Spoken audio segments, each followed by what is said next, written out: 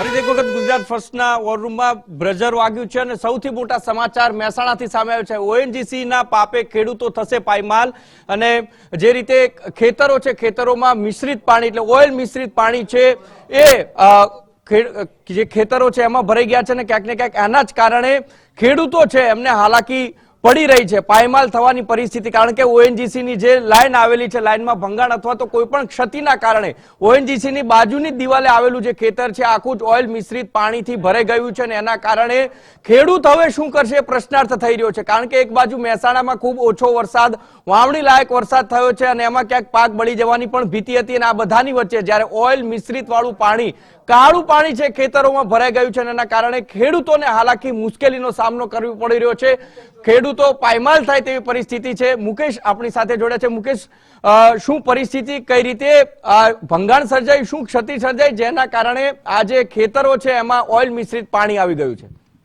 ઉમંગ, ચોક્કસની વાત કરવામાં આવે તો જોતાણાના ચાલાસમ ગામ પાસે જે ઓઇલ મિશ્રિત પાણી જે છે ખેતરોમાં ઘૂસ્યા છે। ઘૂસવા પાછળનું કારણ છે કે બાજુમાં જે ઓએનજીસી નો વેલ બનાવેલો છે, વેલની બાજુમાં ઓએનજીસી જે છે કામ કરી રહ્યો છે અને એમને ઓઇલ જે છે ખુલ્લામાં એક નિકાલ કરવા માટે થઈને લીકેજ જ્યાં થતું હોય એક ચોકડી બનાવી અને એની અંદર આ એકત્રિત કરાતું હોય છે। પરંતુ વરસાદ પડતાની સાથે જ આ તમામ ઓઇલ જે છે ખેતરોમાં વહી રહ્યું છે અને ઓઇલ વહેવાના કારણે હાલમાં જે ચોમાસું વાવેતરનો સમય ચાલી રહ્યો છે ત્યારે ખાસ ખેડૂતો જે વાવેતર કરતા હોય છે ત્યારે સમગ્ર ઓઇલ જે છે ખેતરોમાં ઘૂસી ગયું હતું અને ખેડૂતોના પાકને મોટું નુકસાન થઈ રહ્યું છે। એટલે કહી શકાય કે ઓએનજીસીના પાપે હાલમાં વાત કરીએ તો મહેસાણા જિલ્લાના ખેડૂતો જે છે ત્રસ્ત બન્યા છે અને એવી માંગ કરી રહ્યા છે કે જેમને નુકસાન જશે એનું વળતર જે છે ઓએનજીસી ચૂકવે।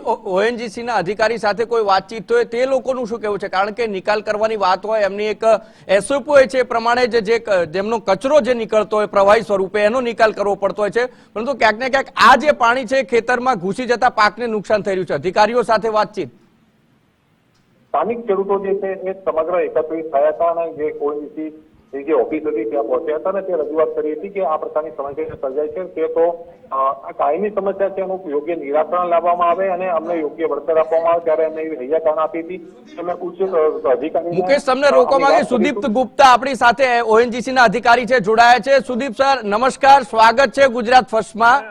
હેલો, હાજી નમસ્કાર સાહેબ। હેલો ગુપ્તા સાહેબ નમસ્કાર।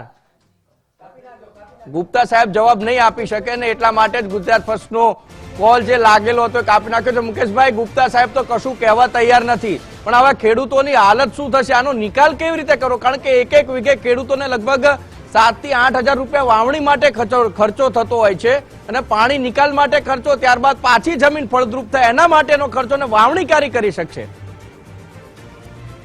એનું કારણ છે કે જે ઓએનજીસી દ્વારા જે કહી શકાય સમગ્ર મહેસાણા જિલ્લાની અંદર અલગ અલગ જગ્યાએ જે પરીક્ષણ કરીને તેલ જે છે બહાર કાઢવામાં આવતું હોય છે અને જેના કારણે ખેડૂતોને જે યોગ્ય વળતર પણ મળતું નથી, પ્રકારની રાવ અનેક વાર ઉઠી છે। ત્યારે વાત કરવામાં આવે તો જેના બ્લાસ્ટિંગ કરીને જે એના જે હોલ બનાવેલા તસવીર જે ઓએનજીસી લેતી નથી, પ્રકારની ઘટનાઓ અનેક વાર બની ચૂકી છે। અકસ્માત થાય પ્રકારના મોટા મોટા ખાડાઓ જે છે અંદર ગરકાવ થઈ જાય, બાળક કેટલા મોટા મોટા ખાડાઓ પડતા હોય છે, પરંતુ ઓએનજીસી છે કોઈ પણ પ્રકારની દરકાર લેતું નથી।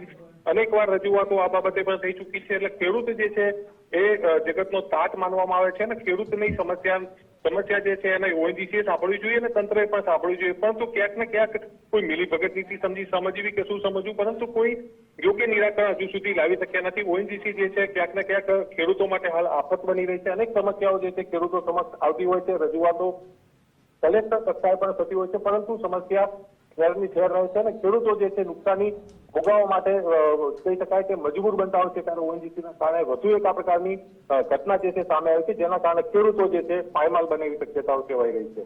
આભાર મુકેશભાઈ જોડાવા માટે। એટલે આ પરિસ્થિતિ છે સાહેબ, બંધ કરી દો આ ધંધા, તમારી જે એસઓપી છે પ્રમાણે નિકાલ કરો, ક્યાંક કોઈ ક્ષતિ સર્જાય તો તરત એનું સમારકામ કરો। ચોમાસાનું કામ સિઝન ચાલી રહી છે, ખેડૂતો વાવણી કરી રહ્યા છે અને તમે બેફામ રીતે તમારું જે પાણી છે ખેતરોમાં ઓઇલ મિશ્રિત ભરાઈ જશે, ખેડૂતો કઈ રીતે કામ કરશે, કઈ રીતે પાક છે ઉપજાઉ બનાવશે? કારણ કે ઓઇલ આખું જે તમારું જે નીકળ્યું છે એના કારણે આખું ખેતર ભરાઈ જાય છે અને ખેતર ભરવા માટે હવે ક્યાંક પંપો મૂકવા પડશે। આ દ્રશ્યો તો જુઓ, કાળું કાળું ખેતર આખું થઈ ગયું છે ઓઇલના પાણીના કારણે અને સ્પષ્ટ દેખાય છે તમારી દિવાલમાંથી નીકળતું આ પાણી ક્યાંક તેને પોતાનો જે પાળો કર્યો એ પણ તોડવો પડે આ પરિસ્થિતિ થઈ છે સાહેબ।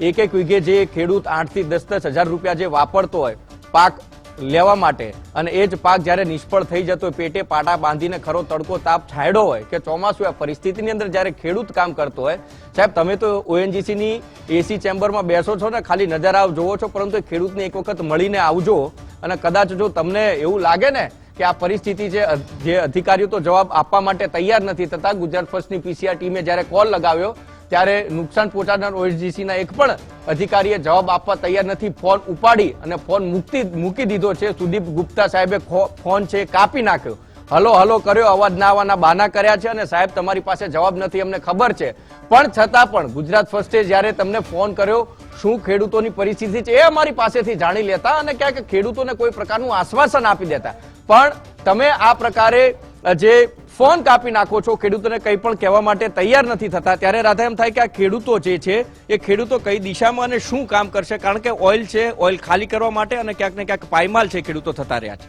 બિલકુલ, અને ખેડૂતો આ જ પ્રકારની મુશ્કેલી વારંવાર સહન કરે છે. તેમના દ્વારા અનેક વખત રજૂઆત, પરંતુ રજૂઆત બાદ પણ કોઈ પણ પ્રકારની કાર્યવાહી નહીં. મિશ્રિત પાણી જ્યાં સુધી ખેડૂતોના ખેતરમાં ઘૂસી જાય છે અને મહેનત પર પાણી ફરી વળે છે.